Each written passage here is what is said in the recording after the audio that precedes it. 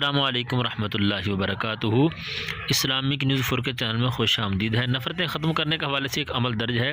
شمع شبت سان رضا کتاب مکمل 7 حصوں والی 682 صفحہ نمبر، اور یہاں پر یہ ایک عمل درج ہے محبت کے حوالے سے۔ کہتے ہیں پان یا پھول پر 7 بار پڑھ کر جس کو کھلائے سنگھائے محبت جانی ہو، یعنی پان پہ اگر پڑھ کے پھونکیں گے تو کھلانا ہے، اور اگر کسی خوشبودار پھول جیسے گلاب کا، چنبیلی کا، اس پہ پڑھیں گے تو اس کو سنگھانا ہے۔ پڑھنا کیا ہے؟ بسم اللہ الرحمن الرحیم۔ وجعلنا من بین ایدیہم سدا ومن خلفہم سدا فاغشیناہم فہم لا یبصرون۔ یہاں پر من ہے لیکن یہاں پر وہ کتابت کی غلطی ہے، لکھا نہیں وجعلنا من بین ایدیہم سدا ومن خلفہم سدا فاغشیناہم فہم لا یبصرون۔